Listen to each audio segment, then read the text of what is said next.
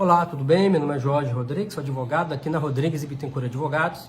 Vamos falar nesse vídeo aqui sobre a concessão de benefício assistencial, o LOAS, BPC LOAS, aí para uma criança de 7 anos de idade.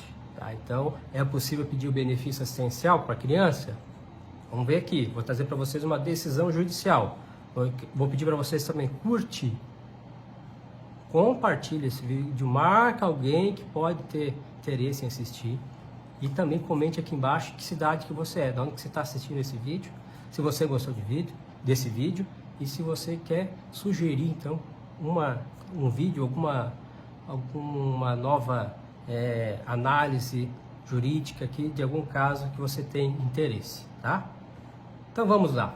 Temos aqui uma decisão judicial. A pessoa, ela fez o quê? Ela encaminhou no INSS um pedido de LOAS, benefício assistencial, para o filho dela. Então, o filho dela tinha problemas no laudo, né? Retardo leve, né? De aprendizado, epilepsia, tá? Desde os 2 anos de idade, com epilepsia. E aí, pediu o benefício, o LOAS, benefício assistencial. E o INSS negou, disse que, no caso, não havia incapacidade. E a renda familiar também não seria o suficiente, ou seria o suficiente para negar o pedido. E aí veio para encaminhar judicialmente. Foi encaminhado o pedido judicial. O que o juiz faz? Determina que seja feita uma perícia para verificar se há realmente essa incapacidade, né? E depois é feito também um laudo pericial, um laudo assistencial. A assistência social vai na casa da pessoa, faz um laudo, e esse laudo aí junta com um laudo médico, para o juiz verificar as condições de miserabilidade e da doença. Junta os dois e aí concede ou não o benefício, tá? Então vamos lá, vamos falar então do benefício assistencial. Para quem não conhece, o benefício assistencial LOAS, né? Então a nossa Constituição garante o salário mínimo, a pessoa portadora de deficiência e ao idoso que comprove não possuir meios de prover a própria manutenção ou de tê-la provida por sua família, conforme dispuser a lei. Então isso está na Constituição. A lei diz o seguinte, Lei 8.742, de 93, artigo 20. O benefício, já vou ler o artigo já modificado já pela lei, a Lei 12.470, já teve uma modificação desse artigo, tá? Ele ficou assim. O benefício de prestação continuada, que é o BPC, o LOAS, é garantido um salário mínimo mensal à pessoa com deficiência e ao idoso com 65 anos ou mais que comprovem não possuir meios de prover a própria manutenção, nem de tê-la provida por sua família. Observem que a lei para benefício assistencial considera o idoso a partir de 65, não de 60, para conceder benefício assistencial, LOAS. Aí o parágrafo 2º. Vamos ver. Para efeito da concessão desse benefício, ou seja, para dar o direito ao benefício, considere essa pessoa com deficiência aquela que tem impedimento de longo prazo, de natureza física, mental, intelectual ou sensorial, os quais, em interação com diversas barreiras, podem obstruir sua participação plena e efetiva na sociedade em igualdade de condições com as demais pessoas. Então é o que diz o artigo. Então, considera a pessoa com deficiência aquela que tem impedimento de longo prazo. O que é de longo prazo? Né? Vamos lá. Aí, o parágrafo 10º fala o seguinte: considera esse impedimento de longo prazo, para efeitos do parágrafo 2º desse artigo, aquele que produz efeitos pelo prazo mínimo de 2 anos. Então, a própria lei já diz, longo prazo fica mais de 2 anos naquela situação, mais de 2 anos. Então, se a pessoa entra numa situação dessa, há menos de 2 anos, não dá direito ao LOAS. Tem que estar mais de 2 anos para se considerar uma incapacidade de longo prazo. Aí temos lá o artigo 34 também, da Lei 10.641 de 2003, que é o Estatuto do Idoso. Também estabelece, né, os idosos a partir de 65 anos que não possuem meios para prover a sua subsistência, nem tê-las providas por sua família, é assegurado o benefício mensal de salário mínimo. Isso aí também está, porque é um benefício que ele trata então da pessoa com deficiência e também trata do idoso. Então, o juiz ele traz no processo o que é, essa lei fala, por idoso e para pessoa com deficiência. Adiante. o decreto 1744, que regulamentou a definição da pessoa portadora de deficiência. Então, o que é uma pessoa portadora de deficiência? Muita gente se pergunta. Aí a lei, o decreto, na verdade, ele tenta esclarecer da seguinte forma: aquela incapacitada para a vida independente e para o trabalho em razão de anomalias ou lesões irreversíveis de natureza hereditária, congênita ou adquiridas que impeçam o desempenho da vida diária e do trabalho.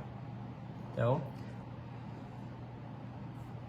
esclarecendo, aquela incapacidade para a vida independente e para o trabalho.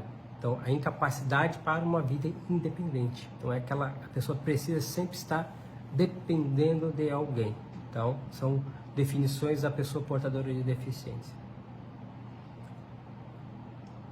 O inciso 2º foi modificado pelo decreto 7.613, 2011.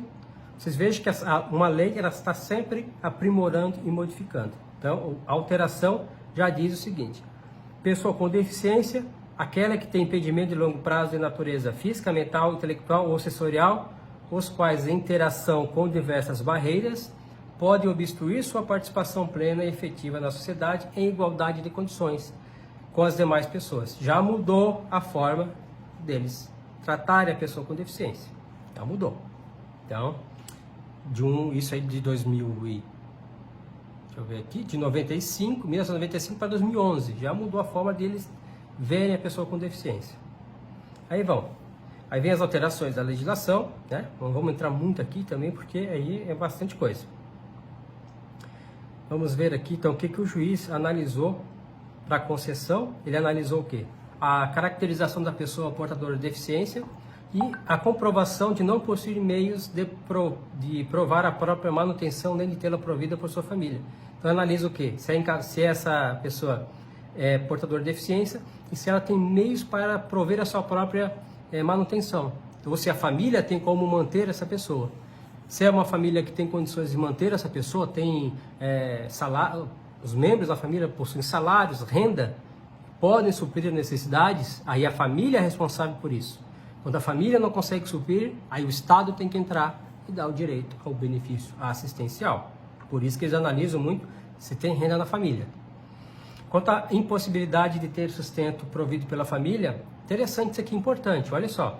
O STF, em julgamento dos recursos especiais, vamos ver aqui, 567.985 e 580963, assentou os teses no sentido de que o mérito parâmetro objetivo de 1/4 do salário mínimo previsto na redação original da Lei 8.742, de 93, e respectivas alterações da lei, está atualmente defasado, devendo ser cada caso analisado de forma particular, com possibilidade de elevação do valor da referida para a renda per capita de até meio salário mínimo. Está dizendo o quê? O juiz ele não pode ficar distrito ali, preso a analisar simplesmente 1/4 salário mínimo por pessoa. Não pode ser dessa forma. Ele tem que analisar a situação que aquele segurado estaria envolvido. Hoje é 1.320, né? Divide por 4, R$330. Então, 1/4 desse salário mínimo seria R$330 por cabeça na casa. E o máximo que os membros da família poderiam estar recebendo para ter direito ao LOAS. Só que o Supremo já disse, isso aí não pode ser parâmetro para o juiz. O juiz tem meios para verificar, né, diferente. E aí tem essa referência de até meio salário mínimo por pessoa. Tem essa referência, o juiz pode usar essa referência também. Que facilita muita gente entrar. Então, muita gente pediu o benefício assistencial LOAS e não passou porque estava acima de 1/4 do salário mínimo. Mas, entendimento do Supremo diz que até meio salário mínimo poderia o juiz avaliar e conceder. Meio salário mínimo por pessoa na casa. Tá? Interessante isso. Essa questão da renda familiar. São dois requisitos, a renda e a incapacidade da pessoa, né? Dois requisitos. E aí, no caso aqui, adiante, vamos ver aqui. Vou tentar achar aqui o laudo aí o juiz fala do caso concreto da pessoa, requisito da deficiência, Aí ele colocou aqui, há controvérsia no que tange aos requisitos da deficiência. O benefício foi indeferido por motivo 189. Não atende a critérios de deficiência para acesso ao LOAS. Então, o INSS disse que ele não atendia aos critérios de deficiência. O INSS falou. Então, aí, por isso que o juiz mandou fazer uma perícia. Aí, na perícia, constatou o quê? A pessoa que estava pedindo segurado, no caso, tinha epilepsia, retardo mental leve. E forma de diagnóstico de retardo mental leve associado à epilepsia aos 2 anos, mantendo segmento médico em unidade básica de saúde a cada 2 meses. Aí faz uso de todos os remédios. Aí fala todos os remédios que faz uso. Em resposta ao quesito do INSS, o perito esclareceu ainda. Vamos ver aqui. Prontuário médico juntado no evento. Aqui. Apesar de habitualmente quadros convulsivos não acarretarem deficiência, nesse caso, considerando-se as repercussão neurológica apresentadas, é possível afirmar que o periciado é deficiente. Então, o perito colocou, né, e constatou, não, realmente ele é deficiente, tem uma deficiência, ficou registrado. Então, superou a questão da deficiência. Aí o outro requisito seria a miserabilidade. Aí vamos ver a renda per capita familiar. No caso aqui, vamos ver, o juiz determinou a realização de uma perícia socioeconômica. O que é isso? Perícia socioeconômica. Então vai ao assistente social na casa da pessoa, olha tudo que ela tem dentro de casa, bate foto, conversa com a família, conversa com os vizinhos, tenta descobrir qual é a renda familiar, né? A questão social, como é que está inserida aquele segurado na sociedade e ali na comunidade. Então, vamos lá. No caso aqui, é composto pelo autor, 7 anos de idade, a mãe, o pai, a irmã, mais outra irmã. Vamos ver aqui, hábitos. Aí ele coloca aqui, os laudos apresentam os hábitos habitacionais, a casa própria de alvenaria, aí fala como é que é a casa, se tem cozinha, banheiro, tudo isso é colocado no laudo, tá? Colocado no laudo para ir para o juiz. Renda familiar, aí vem lá a renda familiar, de onde vem a renda familiar? Aí colocou lá a renda familiar do Auxílio Brasil, a renda familiar do pai, quanto que ele ganhava por mês, no caso R$ 1.500, soma, né? Para ver quanto que daria. Bens materiais, aí diz que a família possuía, como já foi dito, a casa própria, né?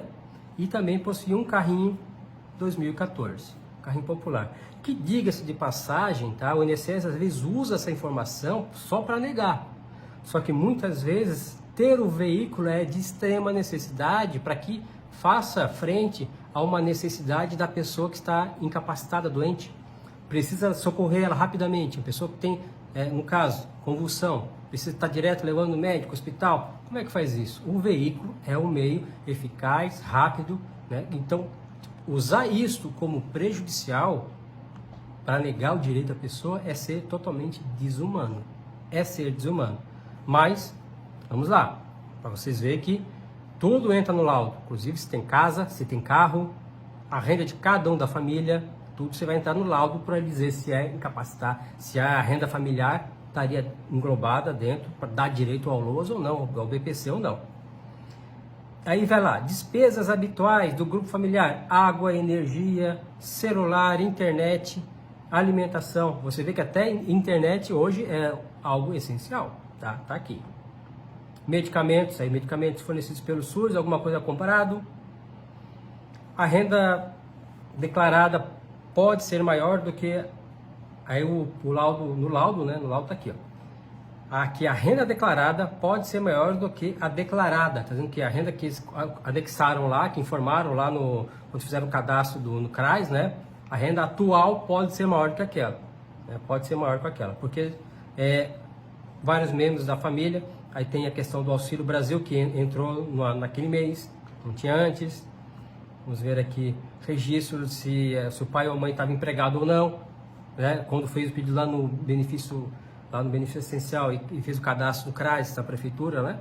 No CAD único, quando fez lá o cadastro no CAD único, tinha uma informação, essa informação pode mudar, então está dizendo que a renda declarada pode ser maior do que a declarada lá, pode ser maior que a declarada aqui, que é a atual, que é a definitiva nesse momento.